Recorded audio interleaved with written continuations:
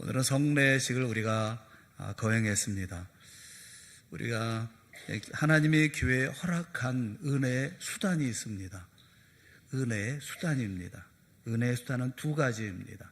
그것은 말씀과 성례입니다. 말씀은 곧 하나님의 말씀을 말씀하고 있습니다. 하나님의 말씀을 통해서 하나님은 우리에게 은혜를 주십니다. 그리고 또 하나 우리에게 은혜를 주시는 거 있는데 그것이 바로 성례입니다. 성례라고 하는 것은 우리가 오늘 행했던 세례와 성찬을 말합니다. 이 성례를 통해서 하나님은 우리에게 은혜를 주십니다.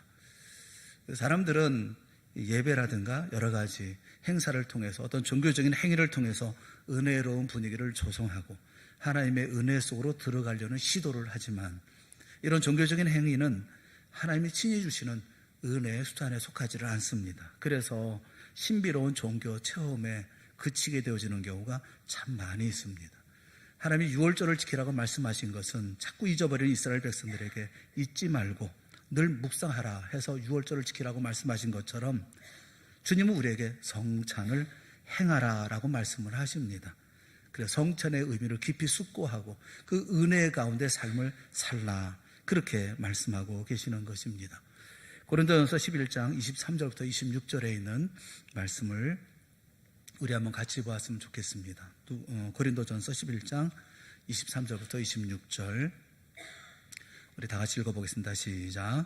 내가 너희에게 전한 것은 주께 받은 것이니 곧 주 예수께서 잡히시던 밤에 떡을 가지사 축사하시고 떼어 이르시되 이것은 너희를 위하는 내 몸이니 이것을 행하여 나를 기념하라 하시고 식후에 또한 그와 같이 잔을 가지시고 이르시되 이 잔은 내 피로 세운 새 언약이니 이것을 행하여 마실 때마다 나를 기념하라 하셨으니 너희가 이 떡을 먹으며 이 잔을 마실 때마다 주의 죽으심을 그가 오실 때까지 전하는 것이니라. 아멘. 내가 너에게 전한 것은 주께 받은 것인데 그것은 바로 성찬이다. 그렇게 말씀을 해요. 여기 떡이라고 하는 것은 이스라엘 백성들의 주식으로 먹는 빵을 얘기합니다. 이 빵은 레헴이라고 그래요. 레헴이라는 말에서 어떤 말이 나왔냐 하면 미르하마, 전쟁이라는 말이 나왔어요. 히브리 사람들의 생각에 이 전쟁은 빵을 위한, 생존을 위한, 생명을 위한 것이다 라는 생각을 가지고 있는 것입니다. 이렇게 전쟁을 불사할 정도의 중요한 빵을 들면서 예수님께서 말씀하신 것이 이것은 너희를 위한 나의 몸이다. 그렇게 말씀하셨다는 거예요.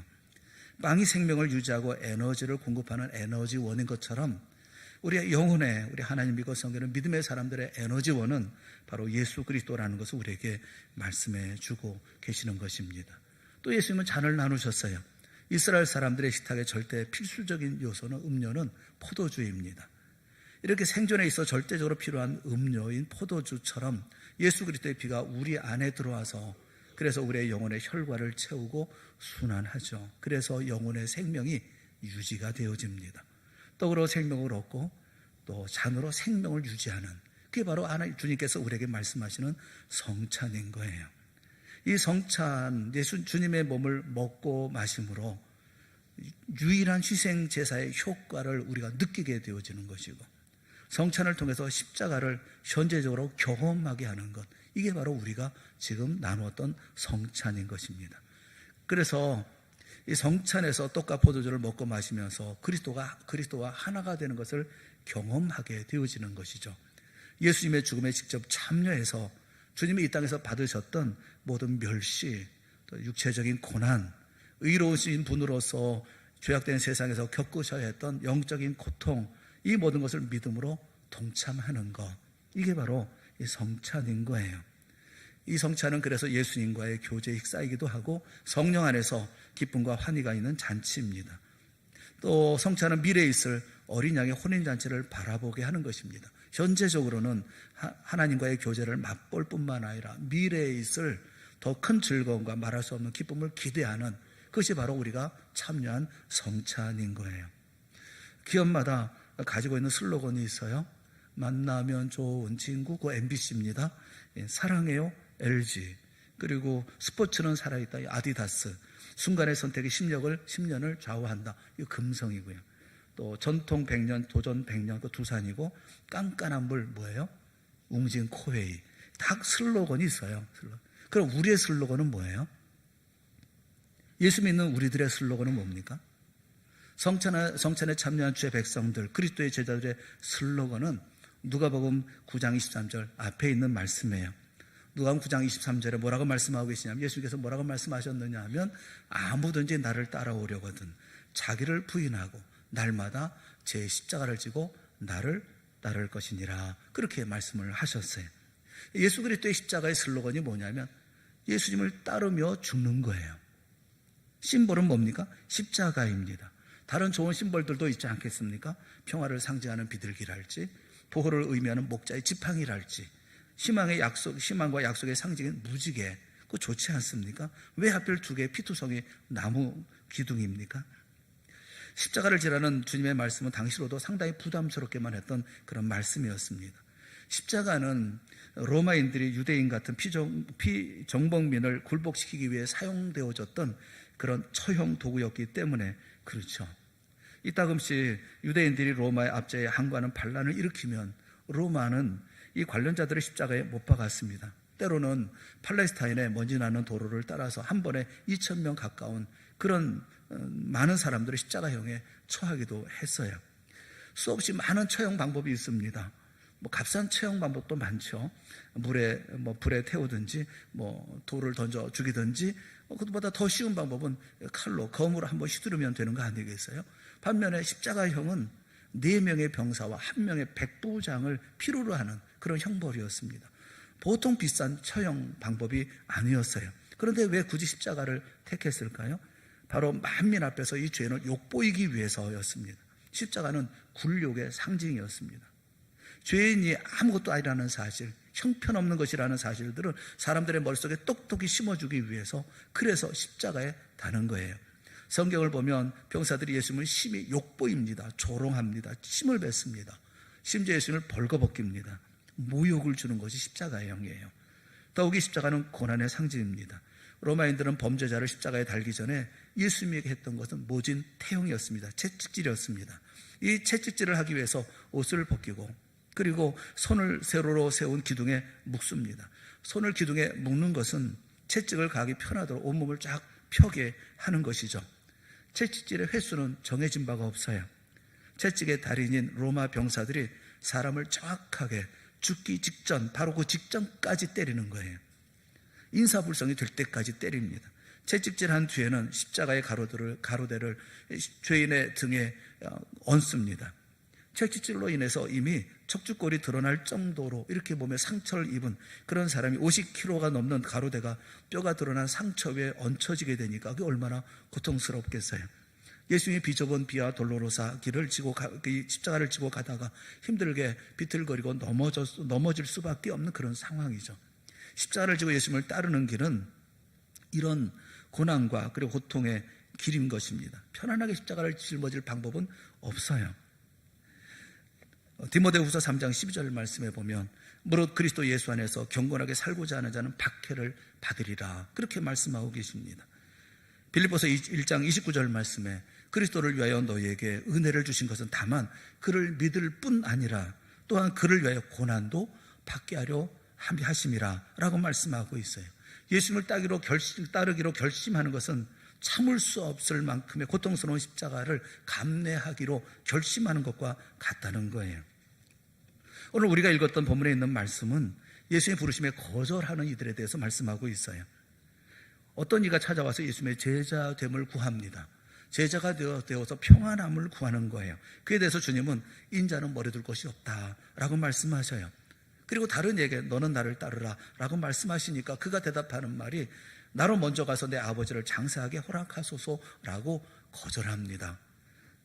다른 사람은 주여 내가 주를 따르겠습니다마는 나로 먼저 내 가족을 작별하게 허락하소서라고 얘기하면서 예수님의 제자됨을 미뤄요. 예수님이 이런 이들을 보면서 손에 쟁기를 잡고 뒤를 돌아보는 자는 하나님의 나라에 합당하지 아니하니라 라고 말씀하고 있어요. 사랑하는 여러분, 여러분은 성찬에 참여할 만한 그런 분들입니까? 스스로 한번 질문해 보세요. 예수님 때문에 관계가 깨져본 적이 있습니까? 예수님을 따르기 위해서 승진을 포기해 보신 적이 있습니까? 예수님 때문에 휴가를 반납해 본 적이 있습니까? 믿음으로 인해서 조롱을 받아본 적은 있습니까? 그도 아니면 복음을 위해서 한 끼라도 굶어 보신 적은 있으십니까? 아무것도 잃은 것이 없다면 과연 진정으로 십자가를 짊어지고 있다고 말할 수가 있는 것일까요? 십자가를 진다는 말씀을 읽으면서 바로 앞에 날마다라는 말을 빼놓고 읽는 분들이 많아요. 날마다라는 단어가 들어가야 제자됨이 완성되어지는 것입니다. 날마다 제 십자가를 지고 날마다 우리는 자신에 대해 죽고 그리스도를 위해서 살겠다고 결심해야 합니다. 그래서 바울은 고백하죠. 고린도서 15장 31절에 나는 날마다 죽노라, 그렇게 고백하는 것이죠. 323장은 부름받아 나선 이 몸이라는 찬송이에요. 부름받아 나선 이 몸이라는 찬송을 부르는데 어떤 분은 1절, 2절을 부르다가 3절은 안 불러요. 딱 다물고 찬송을 안 부르는 겁니다. 왜 3절은 안 부르십니까? 그랬더니 그분이 뭐라고 얘기하냐면 존귀 영광 모든 것에 주님 홀로 받으소서, 멸시천대 십자가는 제가 지고 가오리다, 이걸 못하겠다는 거예요. 멸시천대 십자가 그나마 못 지겠습니다. 다른 건 몰라도 자존심 그건 먼대로 놓겠습니다 라는 거예요. 칭찬도 좋은 일이고 그리고 높임 받는 것도 행복한 일이지만 적어도 멸시천대 이거는 못 참겠다는 거예요. 옛날 성당 기사단은 이상한 방식으로 세례를 받았다고 합니다. 기사는 검과 함께 세례를 받아요. 그런데 그 물에 다 잠그면서 세례를 받는데, 그런데 검은 물에 담그지를 않는다는 거예요. 그러니까 몸을 물에 담글 때 그런 상태 속에서 손을 높이 들어가지고 검은 물에 묻지 않도록, 물속에 들어가지 않도록 이렇게 한다는 거예요. 이 제스의 의미는 분명합니다. 예수님, 저는 드리겠습니다. 하지만 이 검은 드릴 수가 없습니다. 전쟁터에서만큼은 이 검을 사용해야 되기 때문에 하나님의 뜻대로 사용할 수 없습니다. 이건 내 뜻대로 쓰겠습니다. 이 검은 이 거래에 포함되지 않습니다. 그렇게 얘기하면서 그 세례받을 때는 검을 높이 들고 몸만 들어가고 검은 빼놨다는 거예요. 이 관행은 지금도 여전합니다. 물론 우리는 칼을 들지는 않아요. 대신 어떤 분은 지갑을 높이 듭니다. 어떤 분은 리모컨을 높이 들죠. 어떤 분은 핸드폰을 높이 듭니다. 주님을 따르겠습니다. 제가 가진 전부를 다 드리겠습니다. 그러면 주님은 우리 뒷춤에 숨긴 것을 가리키시면서 말씀하십니다. 내 뒤에 감춘 저것은 뭐야? 니고데모에게 저것은 종교적인 그 평판이었고 부자 청년에게 저것은 재물이었습니다. 여러분, 이 다음 구절에 보면 아주 놀라운 반전이 있어요. 24절에 보면 누구든지 제 목숨을 구원하고자 하면 잃을 것이요, 누구든지 나를 위하여 제 목숨을 잃으면 구원하리라 라고 말씀하고 있어요. 자신을 죽일 때 예수님이 주시는 진정한 생명을 찾을 수 있다는 것입니다. 자신의 삶을 내려놓을 때 비로소 그리스도 안에서 참된 영롱한 삶을 발견하게 되어진다는 거예요. 그래서 고린도전서 1장 18절에 십자가의 도가 멸망하는 자에게는 미련한 것이요 구원받는 우리에게는 하나님의 능력이라 라고 말씀하고 있어요. 어떤 번역에 보면 십자가의 도가 멸망하는 자들에게는 말이 되지 않는 것이요 라고 번역을 했어요. 자신을 죽이라고 하니 세상 사람들에게 말도 되지 않는 거예요. 그런데 제자들에게는 날마다 죽는 것이 바로 그의 삶의 능력이라는 것입니다. 오늘 성찬에 참여한 여러분이요, 우리의 영적인 삶의 최고의 축복은 내가 그리스도 안에 있고 그리스도께서 내 안에 계시는 거예요. 그래서 그리스도의 마음이 내게 전해지고 내 마음이 그리스도에게 전해지고 내 마음이 예수 그리스도에 의해서 지배되고 나의 인격과 그리고 사상과 모든 삶과 갈망까지 예수 그리스도에서 지배받는 삶을 살게 되어지는 것, 이것이 바로 우리에게 주어져 있는 최고의 행복인 것입니다. 성찬을 통해서 이 모든 믿음의 삶을 회복할 수 있기를 바랍니다. 성찬을 통해서 예수 그리스도의 제자됨이 회복되어질 수 있기를 바랍니다. 이것이 자신이 피를 흘려서 구속으로 부르신 예수 그리스도의 뜻이 아니겠습니까? 성찬을 통해서 이와 같은 축복의 놀라운 역사들이 회복되어지는 우리 모든 성도들이 다 되어질 수 있기를 주님의 이름으로 축원합니다. 함께 기도하겠습니다. 사랑의 하나님 아버지, 우리가 성례 주일로 성례식을 행했습니다. 우리 세례를 주고 그리고 성찬에 참여했습니다. 주님의 피와 주님의 몸을 우리가 대하며 그리고 마지막 성찬의 날처럼 우리가 힘을 다해 주 앞에 성찬의 자리에 참여했습니다. 주님, 이런 귀한 성도들에게 주님께서 베푸시는 특별한 은혜가 충만케 역사하여 주시옵소서.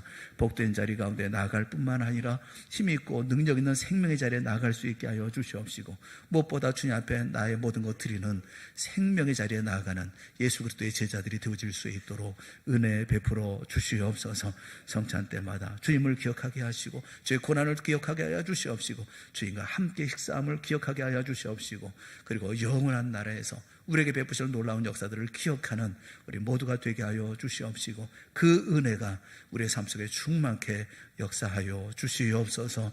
예수님의 이름으로 간절히 기도드리옵나이다. 아멘.